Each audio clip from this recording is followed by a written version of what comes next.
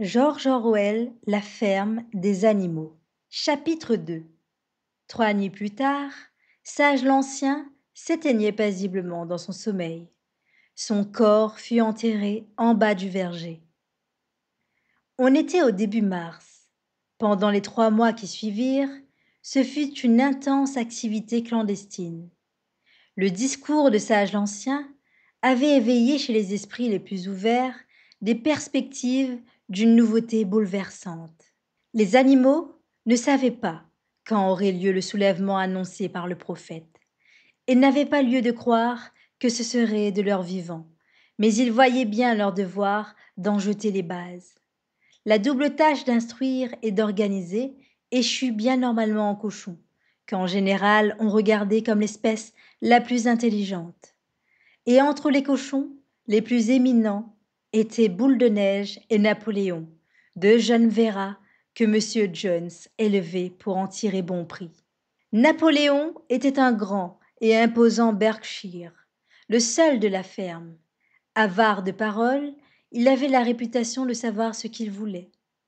Boule de Neige, plus vif, d'esprit plus délié et plus inventif, passait pour avoir moins de caractère. Tous les autres cochons de la ferme étaient à l'engrais. Le plus connu d'entre eux, Brilbabil, un goré bien en chair et de petite taille, forçait l'attention par sa voix perçante et son œil malin. On remarquait aussi ses joues rebondies et la grande vivacité de ses mouvements. Brilbabil, enfin, était un causeur éblouissant qui, dans les débats épineux, sautillait sur place et battait l'air de la queue. Cet art exerçait son plein effet au cours de discussions. On s'accordait à dire que Brilbabil pourrait bien vous faire prendre des vessies pour des lanternes. À partir des enseignements de Sage l'Ancien, tous trois, Napoléon, Boule de Neige et Brilbabil, avaient élaboré un système philosophique sans faille qu'ils appelaient l'animalisme. Plusieurs nuits chaque semaine, une fois M. Jones endormi, ils tenaient des réunions secrètes dans la grange afin d'exposer aux autres les principes de l'animalisme. Dans les débuts, ils se heurtèrent à une apathie et à une bêtise des plus crasses. Certains animaux invoquaient le devoir d'être fidèles à M. Jones, qui disait être leur maître, ou bien ils faisaient des remarques simplistes, disant, par exemple, c'est M. Jones qui nous nourrit, sans lui nous dépérirons, ou bien pourquoi s'en faire pour ce qui arrivera quand nous n'y serons plus, ou bien encore, si le soulèvement doit se produire de toute façon, qu'on s'en mêle ou pas, c'est tout un. De sorte que les cochons avaient le plus grand mal à leur montrer que ces façons de voir étaient contraires à l'esprit de l'animalisme. Les questions les plus stupides étaient encore celles de Lubie, la jument blanche. Elle commença par demander à Boule de Neige. Après le soulèvement, est-ce qu'il y aura toujours du sucre? Non, lui répondit Boule de Neige, d'un ton sans réplique. Dans cette ferme, nous n'avons pas les moyens de fabriquer du sucre. De toute façon, le sucre est du superflu. Tu auras tout le foin et toute l'avoine que tu voudras. Et est-ce que j'aurai la permission de porter des rubans dans ma crinière? Camarade, repartit Boule de Neige, ces rubans qui te tiennent tant à cœur sont l'emblème de ton esclavage. Tu ne veux pas te mettre en tête que la liberté a plus de prix que ses colichés. Lubie acquiesça sans paraître bien convaincu. Les cochons eurent encore plus de mal à réfuter les mensonges colportés par Moïse. Le corbeau apprivoisé, qui était le chouchou de M. Jones, Moïse, un rapporteur et même un véritable espion, avait la langue bien pendue. À l'en croire, il existait un pays mystérieux, dit montagne de sucre candi, où tous les animaux vivaient après la mort. D'après Moïse, la montagne de sucre candi se trouvait au ciel, un peu au-delà des nuages. C'était tous les jours dimanche dans ce séjour. Le trèfle y poussait à longueur d'année. Le sucre, en morceaux, abondaient aux haies des champs. Les animaux haïssaient Moïse à cause de ses sornettes et parce qu'il n'avait pas à trimer comme eux. Mais malgré tout, certains se prirent à croire à l'existence de cette montagne de sucre candi, et les cochons eurent beaucoup de mal à les en dissuader. Ceux-ci avaient pour plus fidèles disciples les 2 chevaux de trait, Malabar et Douce. Tous deux éprouvaient grande difficulté à se faire une opinion par eux-mêmes, mais une fois les cochons devenus leurs maîtres à penser, ils assimilèrent tout l'enseignement et le transmirent aux autres animaux avec des arguments d'une honnête simplicité. Il ne manquait pas une seule des réunions clandestines de la grange, et là entraînait les autres à chanter Bête d'Angleterre. Sur cette hymne, les réunions prenaient toujours fin.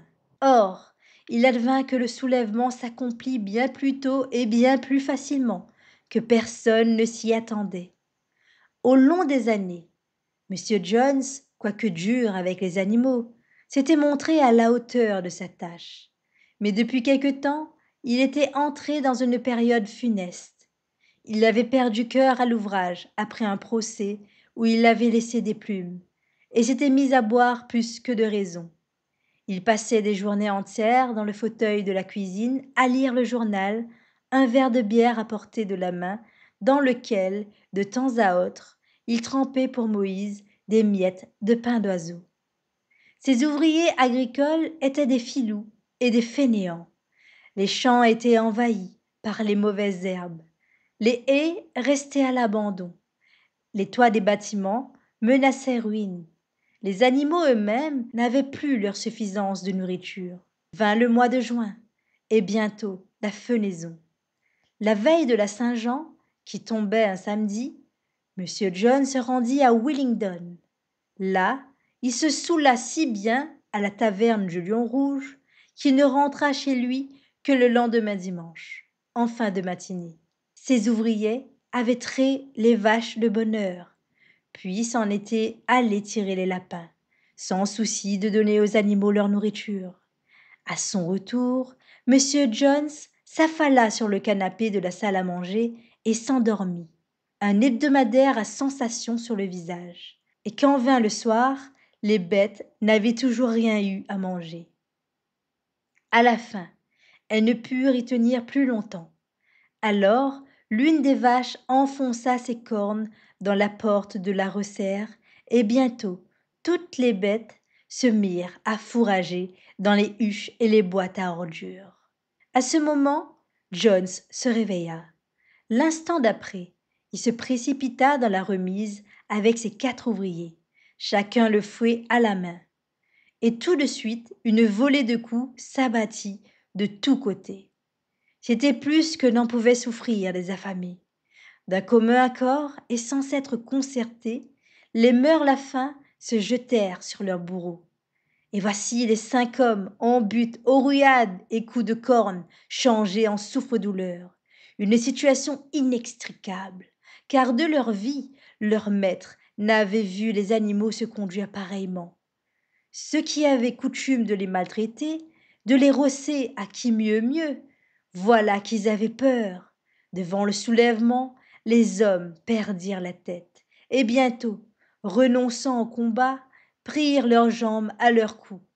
En pleine déroute, ils filèrent par le chemin de terre qui mène à la route, les animaux triomphant à leurs trousses. De la fenêtre de la chambre, Mrs. Jones, voyant ce qu'il en était, jeta précipitamment quelques affaires dans un sac et se faufila hors de la ferme, ni vu, ni connu. Moïse bondit de son perchoir, battit des ailes et la suivit, en croassant à plein gosier. Entre-temps, toujours pourchassant les 5 hommes, et les voyant fuir sur la route, les animaux avaient claqué derrière eux la clôture aux 5 barreaux. Ainsi, et presque avant qu'il s'en soit rendu compte, le soulèvement s'était accompli. Jones expulsé, la ferme du manoir était à eux. Quelques minutes durant, ils eurent peine à croire à leur bonne fortune. Leur première réaction fut de se lancer au galop tout autour de la propriété comme pour s'assurer qu'aucun humain ne s'y cachait plus. Ensuite, le cortège repartit grand train vers les dépendances de la ferme pour effacer les derniers vestiges d'un régime haï. Les animaux enfoncèrent la porte de la sellerie, qui se trouvait à l'extrémité des écuries, puis précipitèrent dans le puits, morts, Nazière et Lès, et ces couteaux meurtriers dont Jones et ses acolytes s'étaient servis pour châtrer cochons et agnelets. Rennes, licous, œillères, muselières humiliantes furent jetées au tas d'ordures qui brûlaient dans la cour. Ainsi des fouets, et, voyant les fouets flamber, les animaux, joyeusement, se prirent à gambader. Boule de Neige livra aussi aux flammes ces rubans dont on pare la crinière et la queue des chevaux les jours de marché.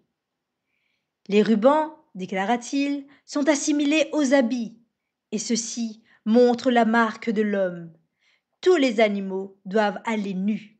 Entendant ces paroles, Malabar s'en fut chercher le petit galurin de paille qu'il portait l'été pour se protéger des mouches, et le flanqua au feu avec le reste.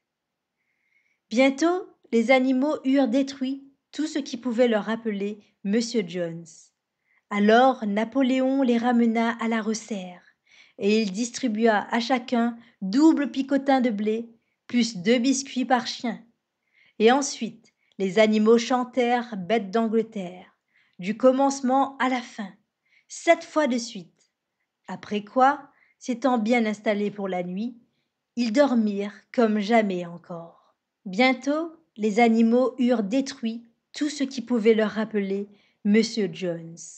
Alors Napoléon les ramena à la resserre. Mais ils se réveillèrent à l'aube, comme d'habitude. Et, se ressouvenant soudain de leur gloire nouvelle, c'est au galop que tous coururent au pâturage. Puis ils filèrent vers le monticule d'où l'on a vu sur presque toute la ferme. Une fois au sommet, ils découvrirent leur domaine dans la claire lumière du matin. Oui, il était bien à eux désormais. Tout ce qu'ils avaient sous les yeux leur appartenait. À cette pensée, ils exultaient. Ils bondissaient et caracolaient. Ils se roulaient dans la rosée et broutaient l'herbe douce de l'été. Et, à coups de sabots, ils arrachaient des mottes de terre pour mieux renifler l'humus bien odorant. Puis, ils firent l'inspection de la ferme et, muets d'admiration, embrassèrent tout du regard les labours, les foins, le verger, l'étang, le bocqueteau. C'était comme si, de tout le domaine, ils n'avaient rien vu encore, et même alors ils pouvaient à peine croire que tout cela était leur propriété. Alors ils regagnèrent en file indienne les bâtiments de la ferme, et devant le seuil de la maison firent halte en silence. Oh, certes, elle aussi leur appartenait, mais, intimidés, ils avaient peur d'y pénétrer. Un instant plus tard, cependant, Napoléon et Boule de Neige forcèrent la porte de l'épaule, et les animaux les suivirent, un par un, à pas précautionneux, par peur de déranger. Et maintenant, ils vont de pièce en pièce sur la pointe des pieds. C'est à peine s'ils osent chuchoter, et ils sont pris de stupeur devant un luxe incroyable. Lits matelassés de plumes, miroirs, divans en crin de cheval, moquettes de Bruxelles, estampes de la reine Victoria au-dessus de la cheminée. Quand ils redescendirent l'escalier, Lubie n'était plus là. Revenant sur leurs pas, les autres s'aperçurent qu'elle était restée dans la grande chambre à coucher. Elle s'était emparée d'un morceau de ruban bleu sur la coiffeuse de Mrs. Jones et s'admirait dans la glace en le tenant contre son épaule, et tout le temps avec des poses ridicules. Les autres la rabrouèrent vertement et se retirèrent. Ils décrochèrent des jambons qui pendaient dans la cuisine afin de les enterrer, et d'un bon coup de sabot de Malabar creva le baril de bière de l'office. Autrement, tout fut laissé indemne. Une motion fut même votée à l'unanimité, selon laquelle l'habitation serait transformée en musée. Les animaux tombèrent d'accord que jamais aucun d'eux ne s'y installerait. Ils prirent le petit déjeuner, puis Boule de Neige et Napoléon les réunirent en séance plénière. Camarades, dit Boule de Neige, il est 6h30 et nous avons une longue journée devant nous. Nous allons faire les foins sans plus attendre, mais il y a une question dont nous avons à décider tout d'abord. Les cochons révélèrent qu'ils avaient appris à lire et à écrire au cours des 3 derniers mois, dans un vieil abécédaire des enfants Jones. Ceux-ci l'avaient jeté sur un tas d'ordures, et c'est là que les cochons l'avaient récupéré. Ensuite, Napoléon demanda qu'on lui amène des pots de peinture blanche et noire, et il entraîna les animaux jusqu'à la clôture aux 5 barreaux. Là, Boule de Neige, car c'était lui le plus doué pour écrire, fixa un pinceau à sa patte et passa sur le barreau supérieur une couche de peinture, puis recouvrit les mots ferme du manoir. Puis, à la place, il calligraphia ferme des animaux, car dorénavant, tel serait le nom de l'exploitation agricole. Cette opération terminée, tout le monde regagna les dépendances. Napoléon et Boule de Neige firent alors venir une échelle qu'on dressa contre le mur de la grange. Ils expliquèrent qu'au terme de leurs 3 mois d'études, les cochons étaient parvenus à réduire les principes, de l'animalisme à 7 commandements. Le moment était venu d'inscrire les 7 commandements sur le mur. Ils constitueraient la loi imprescriptible de la vie de tous sur le territoire de la ferme des animaux. Non sans quelque mal, vu que, pour un cochon, se tenir en équilibre sur une échelle n'est pas commode. Boule de Neige escalada les barreaux et se mit au travail. Brille-Babil, quelques degrés plus bas, lui tendait le pot de peinture. Et c'est de la sorte que furent promulgués les 7 commandements en gros caractères blancs sur le mur goudronné. On pouvait les lire à 30 mètres de là. Voici leur énoncé. 1. Tout 2 pattes est un ennemi. 2. Tout 4 pattes ou tout volatile, un ami. 3. Nul animal ne portera de vêtements. 4. Nul animal ne dormira dans un lit. 5. Nul animal ne boira d'alcool. 6. Nul animal ne tuera un autre animal. 7. Tous les animaux sont égaux. C'était tout à fait bien calligraphié, si ce n'est que volatile était devenu voltile, et aussi à un S près, formé à l'envers. Boule de Neige donna lecture des 7 commandements à l'usage des animaux qui n'avaient pas appris à lire. Et tous donnèrent leur assentiment d'un signe de tête.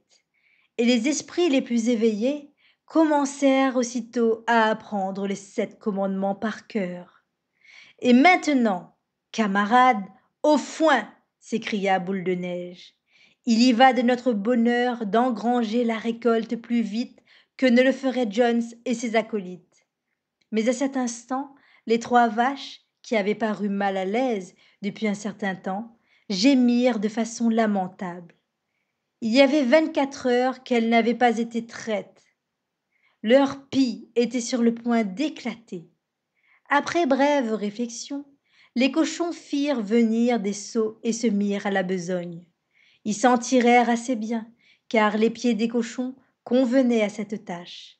Bientôt furent remplis 5 seaux de lait crémeux et mousseux que mains animaux lorgnaient avec l'intérêt le plus vif. L'un d'eux dit « Qu'est-ce qu'on va faire avec tout ce lait ?» Et l'une des poules. Quelquefois, John s'en ajoutait à la pâtée. Napoléon se planta devant les seaux et s'écria « Ne vous en faites pas pour le lait, camarades, on va s'en occuper. La récolte, c'est ce qui compte. Boule de Neige va vous montrer le chemin. Moi, je serai sur place dans quelques minutes. En avant, camarades, le foin vous attend. » Aussi, les animaux gagnèrent les champs et ils commencèrent la fenaison. Mais quand au soir ils s'en retournèrent, ils s'aperçurent que le lait n'était plus là.